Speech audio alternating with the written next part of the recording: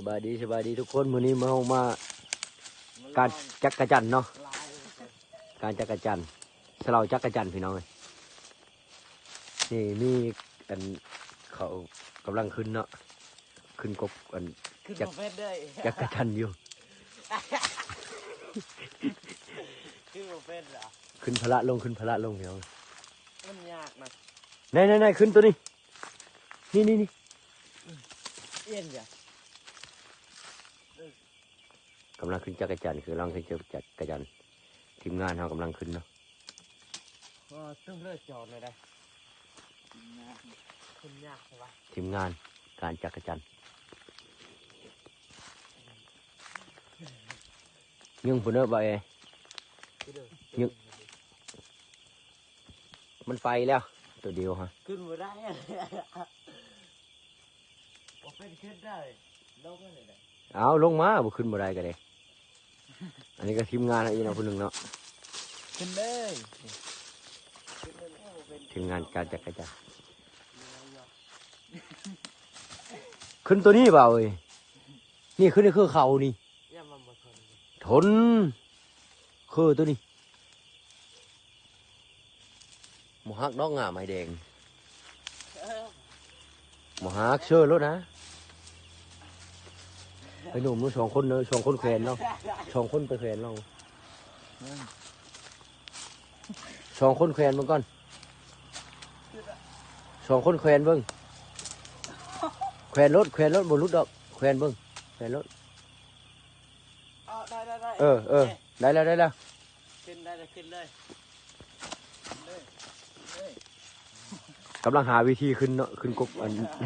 ขึ้นกกไม้จักรจันทร์อยู่กำลังหาวิธีขึ้นตามเครือเขาปานลิงปานขะแดงมาตัวเองเลยหาวดอกขึ้นยากซ้ายแต่ขึ้นดอกนี่น้ำเยี่ยวไว้ท่าเลยเด้อขึ้นดีอย่าว่าในนั้น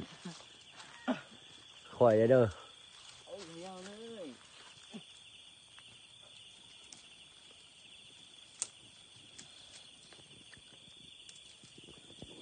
หอดพุ่นแล้ว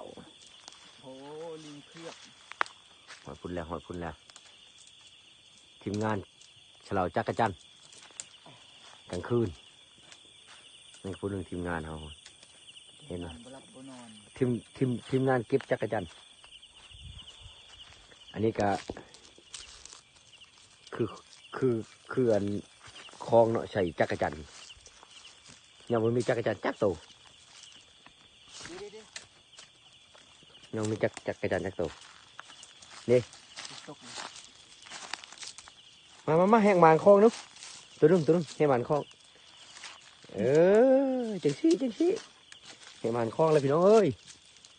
ได้ตัวนึง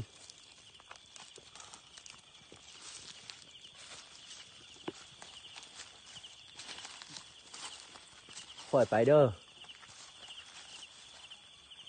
เฉลาเท่าง่าเปล่าเอ้ย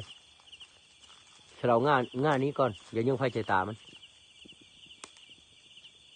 โอ้หดพุ่นเลยผมเมื่อกี้ชุ่มกองให้เบิ่ง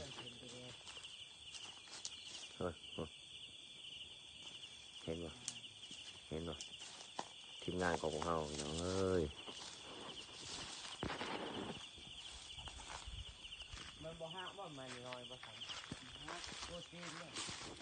โบกแขวนได้ไหมน้อยๆหันขึ้นทำง่าตัวนี้เลยได้ฮะเนี่ยตัวก็โคมไปเลยแล้วโคมไปจับไม้ใหญ่หันแบบนั้นแหละเอาจบคลิปเพลงแบบนี้ก่อนพี่น้องเลย